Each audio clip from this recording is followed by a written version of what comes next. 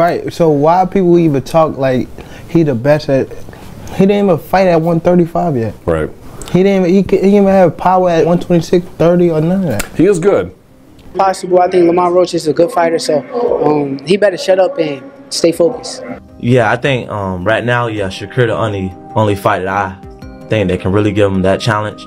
Just because, he got very high IQ, great defense. Shakur Stevenson's win over Josh Padley, tweeting a simple lull that subtly dismissed Stevenson's performance.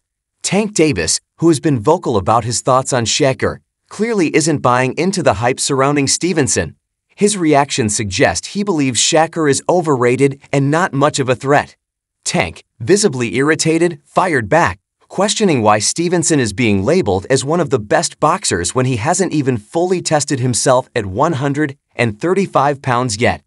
Davis also pointed out that Shakur lacks knockout power, even when he was fighting at 126, further challenging Stevenson's credibility as an elite fighter. With the war of words continuing, it's clear Tank isn't backing down anytime soon. Some of your 135 contemporaries have a lot to say these days. Shakur Stevenson, well, of course, he's now at 135 after all that stuff, and then Devin Haney. Right, so why people even talk like he the best at, he didn't even fight at 135 yet. Right. He didn't even have power at 126, 30 or none of that. He is good. Okay. How can you, all that's just okay. How can you stop people that can actually hit? No matter all that boxing, you going to get hit. What you going to do when you get hit? In the post-fight press conference, Shakur Stevenson took a moment to express his admiration for Saudi Arabia and the way the country treats fighters. He praised Turki Alik, the chairman of the General Entertainment Authority in Saudi Arabia, for his investment in boxing and the opportunities the country is creating, noting that Saudi Arabia is quickly becoming a major hub for high-profile fights. Stevenson hinted at the possibility of continuing his career in the region, saying he'd love to fight there again in the future. He even suggested that a potential showdown with Tank Davis could take place in Saudi Arabia, given the country's willingness to invest heavily in making big fights a reality. Badly, I'm just going to say to you now, true warrior spirits and that. Taking this on such short notice, a lack of preparation, but then now you know the levels in terms of if you want to achieve the ultimate goal in this. But the fighter in you, I could only imagine, is probably a little bit disappointed. Yeah, I'm disappointed. Obviously, I would like to have stayed in there a little bit longer, but conditioning wasn't quite there to body, and they were taking the toll, as you can probably see. Wouldn't have liked to have gone down to some of them, but not quite at that level yet, and I'm not ashamed to admit it. You know what? Sometimes there's no shame in some man saying that you can just learn from this, because it's always a journey. So I'm just going to say to you, ultimately.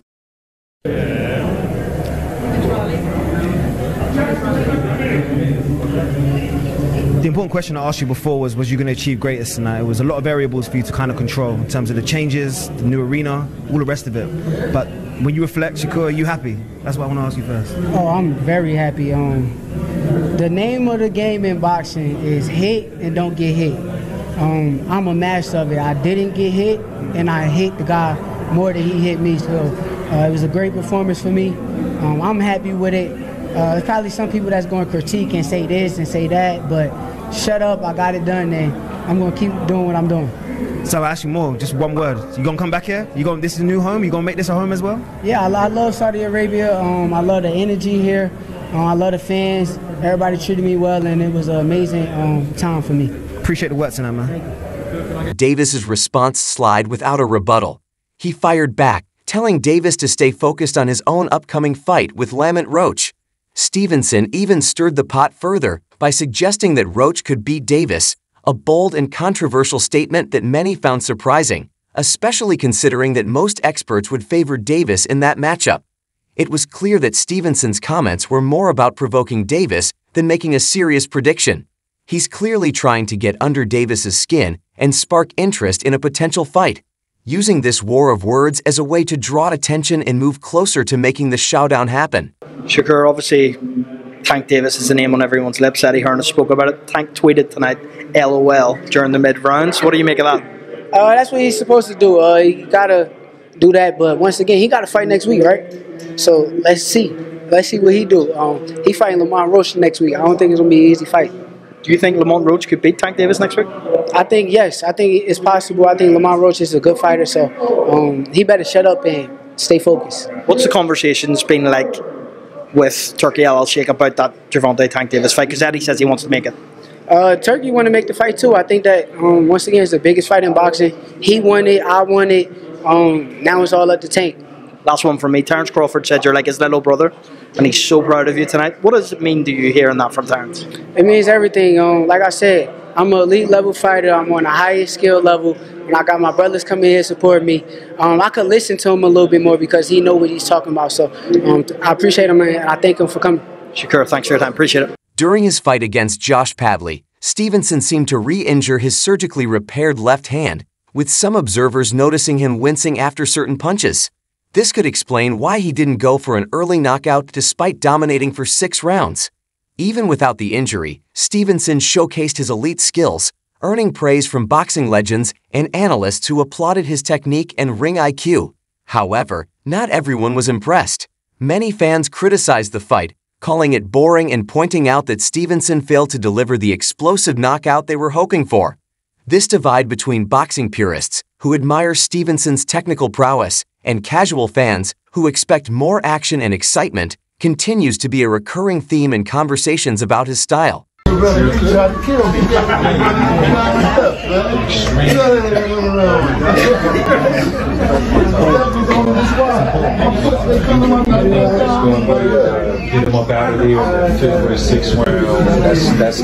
Many fans were left disappointed with Shakur Stevenson's performance, feeling that he should have knocked out Josh Padley much earlier, especially given the skill gap and the fact that Padley took the fight on short notice.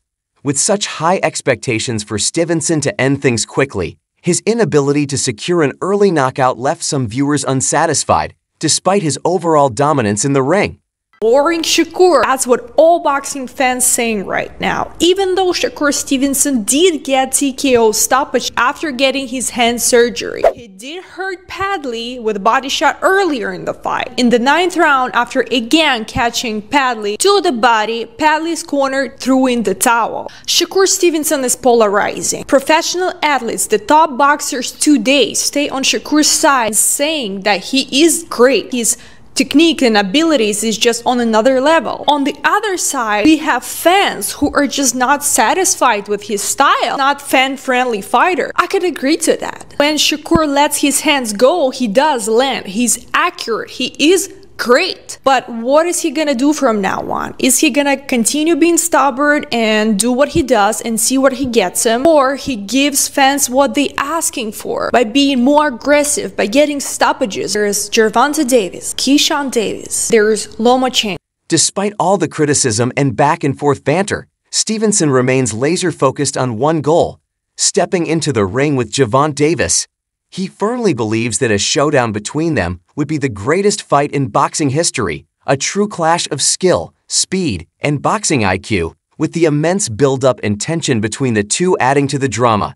With each passing day, the anticipation for this potential fight is growing to an all-time high, and both fighters are doing their part to keep fans on the edge of their seats. Shakur Stevenson defeats Josh Padley in the 8th round after dropping him 3 times and his team throwing in the white towel to end the fight. Now, it was a very good performance by Shakur Stevenson, but I don't know if I'm just a hater or I don't like the guy, but I didn't like the fight. I thought that Shakur Stevenson could have put out Padley a lot earlier. I understand that Shakur Stevenson is a patient fighter and he likes to take his time and he likes to pick his punches very, very carefully, but I think having a Padley that took this fight on Tuesday was a very good opportunity for you to show us, the whole boxing community, the whole world, that you can knock somebody out, and he had that opportunity and I feel like he just didn't take it. So for me, it's just kind of a bad taste. Again, I don't know if I'm just a hater or a lot of other people feel this way, so I'm curious to know if you think that Shakur Stevenson could have done better. I got to make sure that I'm on top of my game because there's a lot of great fighters in the division. Even though I think the division was overrated because they wasn't fighting each other. But now that they fighting each other, there's a lot of great fighters and I got to be on top of my A game. Shakur Stevenson took the trash talk up a notch by calling Tank Davis a clown and boldly stating that Davis simply can't beat him. Known for his supreme self-belief, Stevenson made it clear that he sees himself as the superior boxer in this rivalry. His confidence continues to fuel the fire between the two, making the potential fight even more intense as the verbal sparring ramps up. You and Tank ever linked up in the ring? Yeah, we sparred before. Can we ever expect a fight? Yeah, for sure. I think that's going to be one of the biggest fights in the world. No cap. I feel like how they talking about Earl and Bud Crawford, I feel like me and Tank going to be basically 2.0 of that. Yeah. Probably even bigger than that. So that Earl and Bud, who you got? I think it's a great fight. I ain't going to pick no winner. I'm forever rocking with Bud regardless, though. So I want to sit there as a fan. But at the end of the day, you got to realize, too, like with Earl, people don't know. Earl showed me like a lot of love since I done came out the amateurs. I'm trying to stay out of that. I'm trying to be more so the person that just watch as a fan and just watch how the fight go and just sit there, you know, enjoy the fight. The boxing world is abuzz with talk of a potential Tank Davis versus Shakur Stevenson showdown, and the fan base is divided. Many boxing analysts and professionals believe Tank may have the edge, citing his powerful combination of knockout power, experience, and skills. While Stevenson's technique and ring IQ are undeniable, the consensus among some is that Tank's raw power could be too much for Shakur to handle in a high-stakes fight. The debate only adds to the excitement surrounding this potential matchup, with fans eagerly awaiting what could be one of the biggest fights in recent years. But lie on me the whole time. Him and his dad and his people lied on me the entire build-up. So no, I'll probably never give that kid an opportunity. And you said that you're putting your money on Lamont Roach. But if Tank gets the victory, is that the obvious fight that's going to be next? Yeah, it's the two best fighters in boxing. Gervonta Tank Davis is a hell of a fighter. I keep telling you, he got great skills. But I'm better than him. I'm better than him at hit and don't be hit, and he can't beat me. Was it a bit frustrating tonight with Padley just not being willing to play ball? Nah, it ain't frustrating. I mean, that's what he's supposed to do. He was supposed to come in here, give it his all, make sure that he make it to the 12th round. That's what he was trying to do. So I succeeded at my job, and he tried to do his job. I imagine that Tank was tweeting LOL because it took you so long to get rid of him, but you didn't prepare for him. Did you have any idea how he was going to fight or what his style would be before the first bell rang? Nah, I actually really ain't watch him that much, but once again, Tank's style, he's a power puncher. He's a guy that's trying to knock you out. I'm a guy that's trying to break you down, pick you apart, win. If the knockout comes, it comes. So two different styles, but I'm better than him at the art of boxing. And obviously, you and Tank have your disses here and there, but you know you kind of alluded to it a couple of seconds ago. Is there deep down respect for each other? I got respect for his game. I don't got respect for the person. I think he's a clown. Hey, how can you make that fight happen, Shakur? Turkey got all the money, so put the biggest fight on. I mean, let's negotiate. I think both of us can make a lot of money, and I'm ready to make it happen. Boxing expert Benji Smith Jr. weighed in on the potential matchup, predicting that Tank Davis would likely come out on top in a fight against Shakur Stevenson. While he acknowledged Stevenson's high boxing IQ and excellent defensive skills, Smith believes that Tank's offensive power and his ability to adjust during the fight would be the key difference. According to Smith, Tank's adaptability and relentless pressure could overwhelm Stevenson, giving him the advantage in what promises to be a thrilling contest. So recently, Terrence Crawford had an interview when he was asked the question, who you got in this fight, Shakur or Tank? And he basically said he think that Tank can't beat Shakur, and Tank knows it because that Shakur is not going to get touched. He has too much defense for Tank and all of this shit. And damn near compared Shakur to fucking Floyd Mayweather. I'm going to say this. Shakur, I do think you got skills. And I'm going to just say it, bruh. You are not a fucking Floyd Mayweather. We're talking about fucking Floyd Money Mayweather. The Philly Shuffle. Nigga, you can't touch him. Hey, you ain't touching him. It's over. It's Floyd Mayweather. Don't get this man pumped up and get him popped out here, bruh. Because that's what you're doing. You go have that man go in the ring with Tank and think that he Macho Man, goddamn Terminator, and he go get his motherfucking lights cut off like he ain't paid a bill. That motherfucker Tank, at the end of the day, you know how many niggas he fought that got defense? And he tore their ass down? Like, if we speaking facts right now, bruh, yes, it's a lot of niggas that probably is quicker than Tank and some more shit.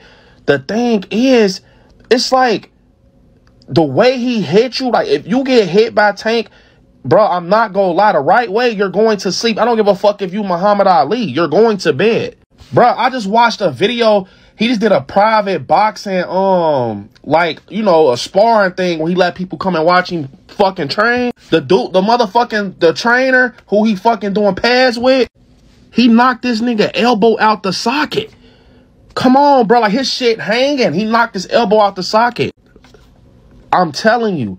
Y'all keep pumping this nigga. Bro, I'm telling you, out of everybody that we keep matching Tank with, Shakur gonna get it the worst. Because everybody pumping him up. You got your own mans. You got Terrence Crawford talking about, yeah, he got defense like Mayweather. Boy, he go get his ass barbecued in that ring. Not even cooked, go get his ass barbecued. I can see it right now. Ding, ding. Got a little smirk on his face. Think shit funny. Tank walk his goofy ass down. Like, y'all keep playing like this man ain't really walking niggas down low-key. Like, in the ring, like, stretching shit. You know how many niggas just done seen backflip in the air? That's how you know it's over. You get the backflip over top of you, you cooked. And secured the win. Many have praised Josh Padley for his impressive performance, especially considering he stepped in on just 4 days' notice. Despite the short preparation time, Padley put up a respectable fight, earning the respect of fans and analysts alike for his resilience and ability to perform under such challenging circumstances.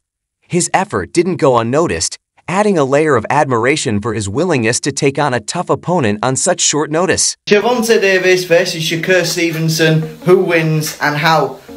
Now let me tell you, but first hit that follow button if you haven't already. We're on a mission to get to 10k. So this is one of the fights that everybody wants to see next, especially after the way that Tank dealt with Frank Martin. Now personally, if this happened, I do think that Tank would just have a little bit too much for Shakur Stevenson.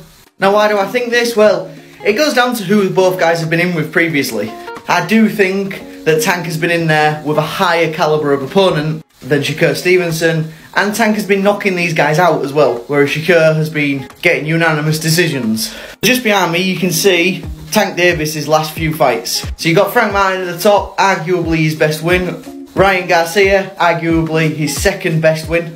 Hector Garcia, who is a very, very good talent. Rolly Romero, who, yes, okay, Rolly's getting clowned a bit at the minute, but Rolly, in my opinion, still is an okay fighter. Yes, he's not quite world level, but on his night, Rolly can be difficult for anybody. And then at the bottom, you've got a guy who's getting a lot of traction at the minute. You've got Isaac Cruz, or better known as Pitbull Cruz. A lot of people have said that Pitbull could potentially go on to unify his division, and Tank's already beat him. And then right at the bottom, you've got old man Mario Barrios, who again is a tricky night for anybody. But when we compare that to Shakur Stevenson's last few fights, it doesn't quite marry up. Now this has actually clipped out a lot of the fighters. You've got Yoshido on there, you've got Cohen Chow on there.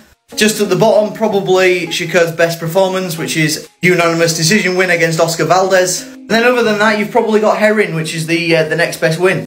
And that's a wrap for today's video. Thanks for tuning in, and stay tuned for the next one. Catch you later.